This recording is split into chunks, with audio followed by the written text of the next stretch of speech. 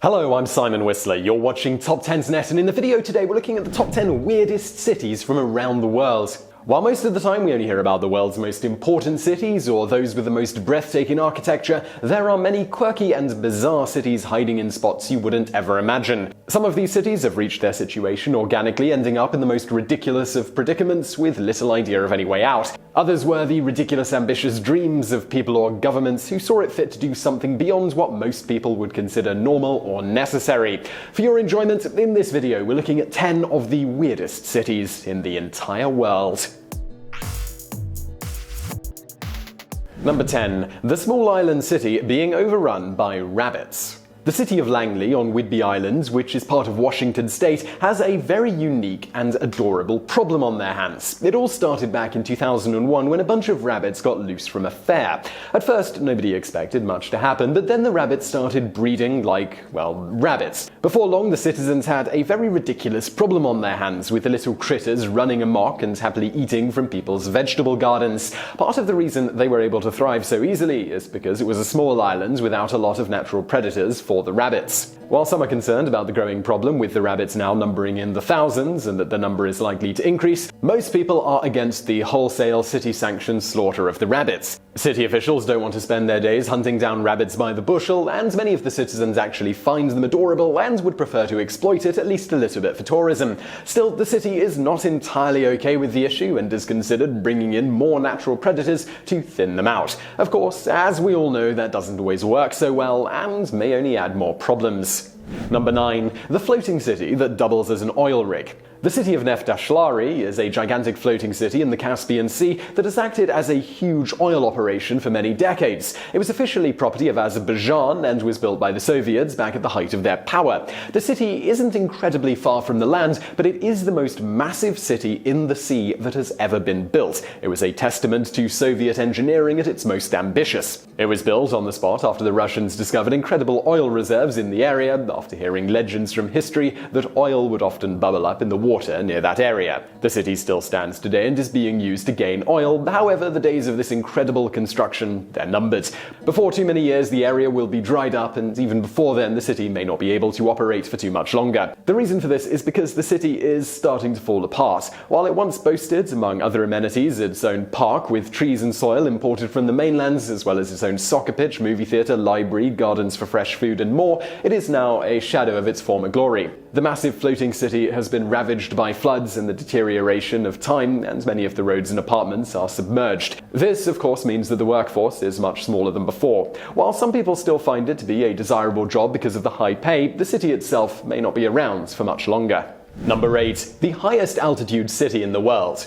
La Rinconada is a city in Peru known for being the highest altitude city in the world and practically being a country unto itself because of how different people live there. There is no running water and no sewage 3 miles up, where the people of this city scratch out a very difficult living. The men spend all day in the mines hoping they will be able to make some real riches one day, and many of the women also spend all day breaking rocks to look for gold. In addition to this, their children are often enlisted in helping with this task. And unlike most places in the world, there isn't really an expectation about going to school, so many kids just help their parents wherever they are needed. This means most children do not get an education and also end up working in the mines, hoping they will be able to get lucky and strike it rich somehow, someday. There are also no laws, and well, there wouldn't be any police to enforce them if there were. While it is technically in Peru, it's really a place all on its own and doesn't follow the rules of the rest of the country.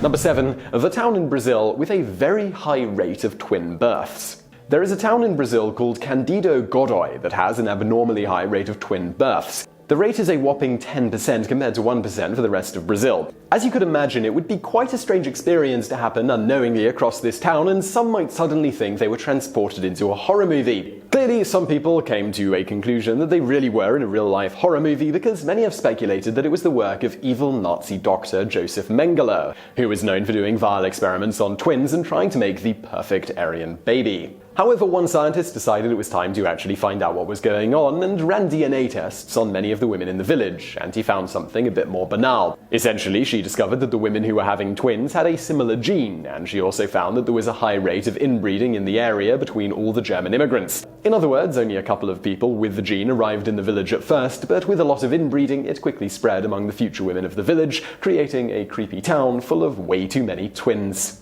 Number 6. In Florida, there is a city with a huge concentration of sex offenders called Miracle Village. In Florida, there is a bizarre village that houses only sex offenders, and it is very strangely named Miracle Village. We should be quick to point out that while they have taken in people who were found with child pornography or people who had consensual sex with a minor, they do not take in people who have committed violent crimes or those who are diagnosed pedophiles. The last part seems kind of unclear, but they may actually be adhering strictly to whether it was diagnosed by an official psychiatrist. The village is run by Matthew 25 Ministries, a group specializing in helping people get back on their feet after getting out of prison. Richard Witherove, the minister who created the village, did so because of the restrictive sex offender laws when it comes to how close you can live to children. These were making it hard for non-violent offenders to get back on their feet and reintegrate into society. Some of the people there are more normal than you would ever imagine. One of them had to register as a sex offender after someone called the police on him because he was urinating in public while trying to be discreet. And a couple of others were there for having consensual sex with a 16-year-old girlfriend when they were 18 years old. It is certainly one of the strangest cities in the entire world. Number 5. Taos, New Mexico plays host to dozens of special Earthships. Michael Reynolds is a man with a dream, and that dream is to create completely sustainable homes all over the world. And better yet, he's doing this using only junk. His creations he labels Earthships, and he literally builds them using old cans, tires, and other junk he finds lying around. He is a former architect who decided that living needed to be more sustainable and started working on just one to start out. Since then, interest has blossomed all over the world, and in Taos, New Mexico alone, he has built a staggering 75 of his Earthships. These structures are designed to use solar power, have their own food sources and sewage, and everything else is totally independent of anything else around them. Reynolds believes Earthships are superior to modern architecture, as modern structures are often made with less care and rely on the city for everything. However, modern zoning has been his biggest problem, as New Mexico fought him over whether he could have a city with buildings that didn't rely on each other or any main central source. Despite many hurdles, he continues to build them all over the world to help others live a simple and sustainable lifestyle. Number 4. Aircraft carriers are their own gigantic floating cities with thousands of people. Aircraft carriers are absolutely massive, with the largest ones being able to carry crews of almost 5,000 people at a time. Because they are quite so gigantic and they must take care of so many people for months at sea, they pretty much have everything a floating city would need. You can even mail packages to them, although shipping is a bit high.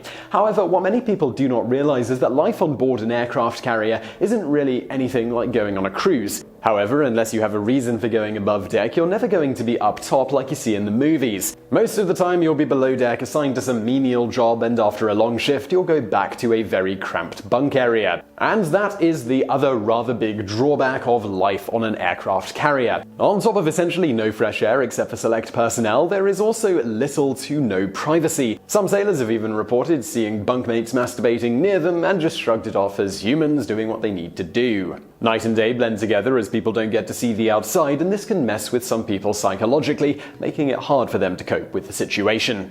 Number 3. Monkeys are overwhelming the city of Delhi in India. In the city of Delhi, they have a problem that you would expect to find only in some very strange, wacky comedy film. However, it is very much a reality for them, and a big problem that they apparently don't have any handle on at all. They are infested with wild monkeys. As the city expands and continues to encroach on their habitat, the monkeys started interacting more and more with the humans. Normally, this wouldn't lead to a full-on infestation. However, many of the Hindus in Delhi believe that the monkeys are sacred. For religious reasons, they feed the monkeys on Tuesdays and Saturdays. While public officials have tried to discourage this, it is hard to convince people to stop doing something when their religion requests them to do it. The monkeys are also an absolute terror, and it really isn't funny to the residents anymore. They steal candy from children and bread from people walking home. They gang up on people to steal food and will perform nasty bite attacks. To make matters even more sinister, a small girl and even a deputy mayor of Delhi have fallen from a terrace and died while being attacked by wild monkeys.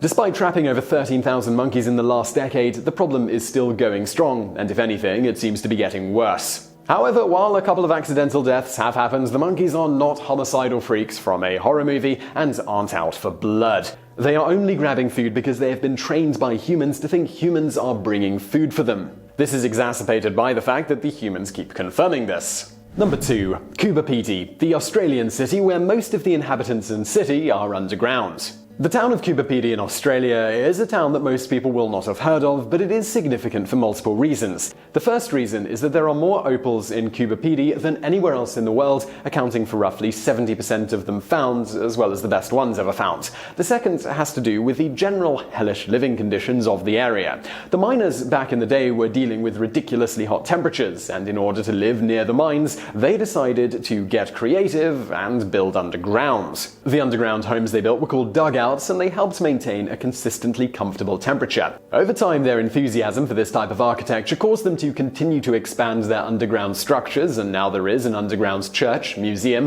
half of a hotel, and many local businesses as well, which add a touristy flavour to the place. Today, over half the residents of Coober are living underground, and they've turned the town not just into a mining location, but also a tourist attraction. Number 1. The Spanish village of Juzcar was painted blue for the Smurfs and became a permanent tourist spot. Several years ago, the Smurfs 3D came out to rather mediocre reviews. However, it did fairly well in terms of numbers, as the Smurfs have always had quite a dedicated fan base. Knowing the popularity of Smurfs, Sony had decided to try for a publicity stunt and find a town that would allow their whole town to be painted blue for the movie. The tiny 221-person town of Juzcar in Spain accepted the offer with the knowledge that they would have it changed back free of charge afterwards. However, what the residents of Juzcar decided to do after it was over was keep their village blue. You see, what they found is that after their village turned blue for the movie, they went from 300 tourists in a year to 80,000, which was a huge boon to their economy.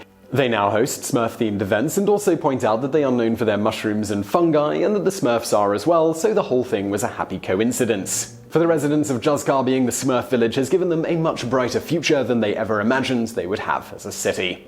So I really hope you found that video interesting. If you did, please do hit that thumbs up button below, and don't forget to subscribe for brand new videos just like this every day of the week. Also over there on the right, a couple of other videos that you might enjoy if you enjoyed this one, and thank you for watching.